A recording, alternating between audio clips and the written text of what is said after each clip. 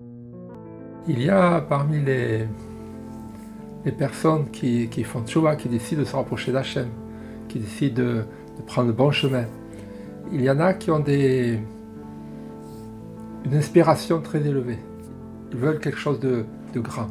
Alors ils se disent, ils prennent la décision de se dire, aujourd'hui, à partir d'aujourd'hui, j'essaierai au maximum de ressembler à...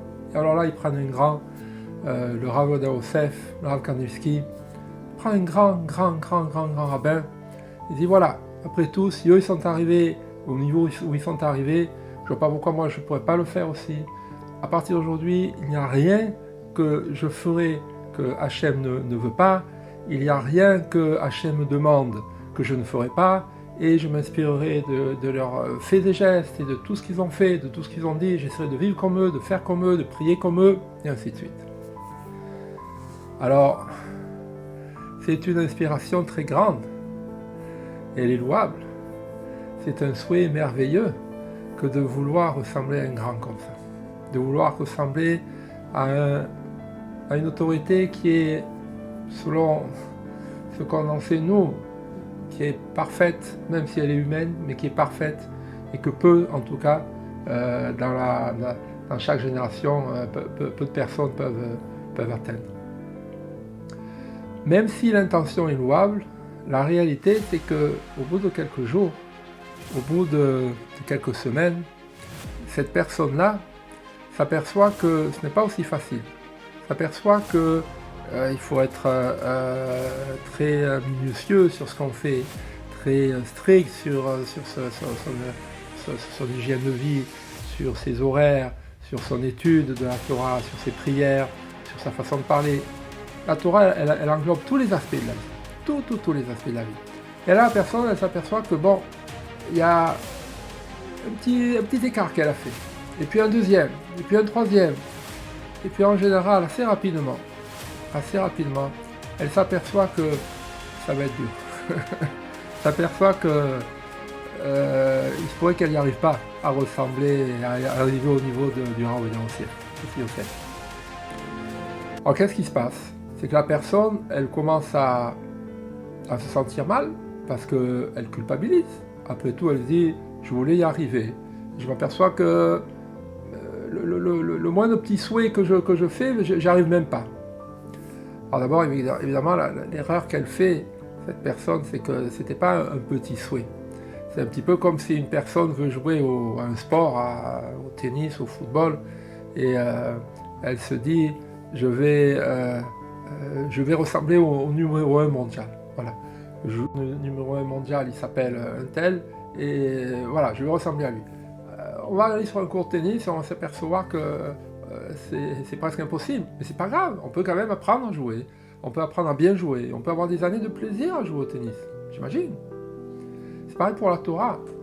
Même si on s'aperçoit qu'on n'arrivera peut-être pas au niveau du Rav Yosef, ou d'autres gaons comme ça, d'autres géants de la Torah, on peut prendre beaucoup de plaisir à vivre en tant que bon juif. Et cette intention-là, toute louable qu'elle est, ce que la personne en fait n'a pas compris, ou qu'on ne lui a pas dit, c'est que Hachem est moins intéressé par ce qu'on est que par ce qu'on veut être.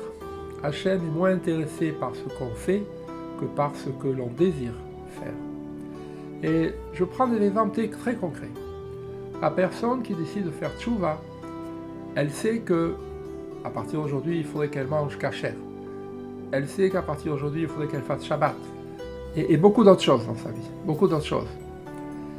Et là, elle se retrouve confrontée à la réalité où elle se dit, ou je suis Shomer Shabbat, ou je respecte Shabbat du jour au lendemain, le premier Shabbat qui arrive là, ça y est, je vais le faire du début jusqu'à la fin. Pour manger kasher, la même chose. À partir d'aujourd'hui, je ne mets rien dans ma bouche, je ne mets rien dans mon assiette qui n'est pas kasher. Elle est entre cette réalité, ce souhait-là, et la réalité que bon, c'est pas facile. Parce qu'il y a une mise en train, il y a une mise en route, il y a toute une étude. Comment manger kasher? C'est quoi manger kasher? Comment respecter Shabbat? Il faut apprendre. C'est plusieurs heures, plusieurs jours, plusieurs semaines d'études. Et c'est pas du jour au lendemain que ça vient. Et il y a aussi une réalité, c'est qu'on a du mal, en règle générale, à se séparer de ce qui faisait notre quotidien jusqu'à aujourd'hui. Surtout quand, par exemple, on prend l'exemple de manger, il y a certains plats qui nous tiennent à cœur, il y a certains plats qui ont pour nous une signification de notre enfance, pour notre adolescence, et se dire, parce que ce plat-là n'est pas caché, alors je vais devoir l'abandonner, ça c'est pas facile. Je prends un exemple très concret. Une personne a l'habitude de manger quelque chose qui n'est pas caché.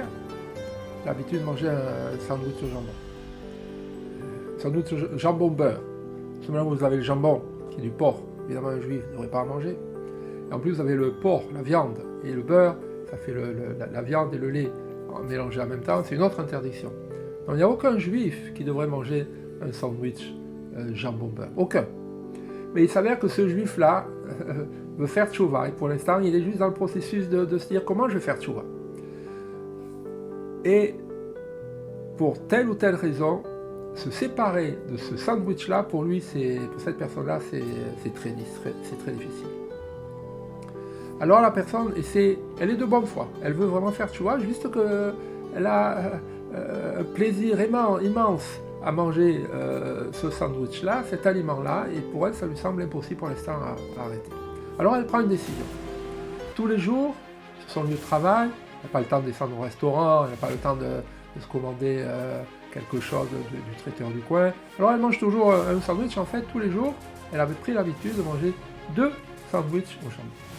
Et pour faire plaisir à Hachem, parce qu'elle a décidé de se rapprocher d'Hachem, alors elle a décidé qu'à partir d'aujourd'hui, elle mangerait qu'un sandwich. Le reste, elle va rajouter un fruit, elle va rajouter un concombre, une tomate, peu importe. Mais elle ne peut pas passer de 2 sandwichs à 0, c'est trop pour elle pour l'instant. Alors elle passe de 2 à 1. Et elle prend son sandwich en pensant au deuxième qu'elle ne mangera pas, pour faire plaisir à Hachem, et elle est mélangée comme ça entre 2 sentiments. D'un côté, elle mange un sandwich, elle sait qu'elle ne devrait pas, évidemment. Il n'y a aucun juif, encore une fois, qui devrait manger un sandwich au jambon. De l'autre côté, elle dit, le deuxième, je ne l'aurai pas, pour faire plaisir. Alors la personne, elle se sent comme ça, entre 2 chaînes, elle ne se sent pas très bien. En fait, il faut que la personne sache, dès cet instant-là, que ce qu'elle fait, quand elle mange ce sandwich, alors qu'elle ne devrait pas le manger, elle fait quelque chose de grand, quelque chose de grandiose. Rabbi Nachman de Breslev, il nous dit que pendant qu'une personne fait une transgression de la Torah, elle peut en profiter par la même occasion, éventuellement, pour se rapprocher d'Hachem. Évidemment, ce n'est pas une règle générale. Et évidemment, il ne faut jamais dire « alors je vais transgresser la Torah pour me rapprocher d'Hachem ». Bon, la personne qui dit ça, c'est que ou elle a des problèmes intellectuels, ou elle a d'autres idées derrière la tête. Mais il y a certains cas, comme ce cas-là, où une personne est en train de transgresser la Torah, mais elle est en train en même temps de se rapprocher d'Hachem. Pourquoi ? Parce que d'abord, elle a pris la décision de faire moins de transgressions, nombre inférieur de transgressions, elle faisait 1, 2, 3, 4 transgressions par jour, elle a décidé de diminuer ce nombre-là. C'est aussi une façon de se rapprocher d'Hachem, de faire moins d'interdictions. Mais aussi, le fait que pendant qu'elle fait la transgression, pendant que, si on regarde cet exemple-là, elle mange son sandwich, pendant qu'elle mange son sandwich, elle a plus le même plaisir qu'auparavant. Elle n'a plus le même plaisir qu'elle avait avant de manger cet aliment qui lui fait plaisir. Elle culpabilise un petit peu, elle sait qu'elle ne devrait pas le manger, elle le mange quand même. Elle est en train de transgresser la Torah, mais parce que son plaisir est diminué, c'est sa manière à elle, c'est sa façon de se rapprocher d'Akadosh Baruch Hu. Et là, on a quelque chose d'extraordinaire, c'est qu'on peut voir un juif qui transgresse, qui ne respecte pas la volonté d'Hachem, mais qui en même temps est en train de se rapprocher d'Hachem.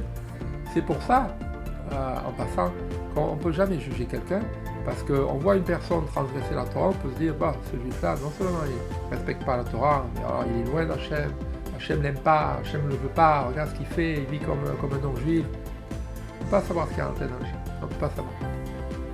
Alors dans ce cas-là, la personne, elle est en train de se rapprocher d'Hachem en faisant une transgression. Que les choses soient claires. Si la personne reste à ce niveau-là, et après un certain temps, elle s'habitue à ce sandwich, et c'est sa routine, et puis elle mange ce sandwich avec une certaine sérénité, tout va bien. Alors là, de nouveau, à chaque fois qu'elle mangera le sandwich, elle s'éloignera d'Hachem. Pourquoi ? Parce qu'on peut se rapprocher d'Hachem, même si on transgresse la Torah, aussi longtemps on dit à Hachem qu'on veut réellement se rapprocher de lui, c'est-à-dire qu'on essaie, on prie pour essayer d'arrêter ces transgressions que l'on fait encore, et pendant même la transgression, on n'éprouve pas le même plaisir qu'auparavant. Si on commence à éprouver le même plaisir qu'auparavant, c'est-à-dire, là ça revient à dire qu'on oublie Hachem de nouveau. Et donc là, évidemment, on ne se rapproche pas d'Hachem. Mais que les choses soient claires. C'est bien beau de se fixer un objectif, de vouloir ressembler à des grands, de vouloir ressembler à des lumières. Mais le plus dur pour nous, c'est pas ça. Parce que ça, c'est tellement irréaliste que ça va arriver dans très peu de cas. Très peu de personnes pourront tenir cet objectif-là. Ce qui nous concerne, nous, c'est de changer ce qu'on peut changer dans notre quotidien. Vous changez telle chose, vous changez autre chose, vous encore autre chose, moi autre chose. C'est cette chose-là qui m'est difficile à changer aujourd'hui, là où je suis, et que je change malgré tout, que j'essaie de changer pour faire plaisir à Hachem, c'est ça qui me rapproche d'Akadosh Baruch Hu, même si je n'arrive qu'en partie, ou même si je n'arrive pas pour l'instant, mais que je veux sincèrement y arriver. Alors, on peut se rapprocher d'Akadosh Baruch Hu, on peut se rapprocher d'Hachem, même avec un sandwich qu'on ne devrait jamais manger, mais si notre intention est de revenir à un chemin juif de la vie, alors Hachem comprend que les choses n'arrivent pas du jour au lendemain et que léat, doucement, on va remettre les choses en ordre, mais qu'il nous faut un certain temps, qu'il nous faut être patient. Et Hachem est patient, on change beaucoup plus que nous. Alors je souhaite à tous les gens qui mangent des sandwichs, qui font d'autres choses, qui ne sont pas selon la Torah, d'arrêter le plus vite possible.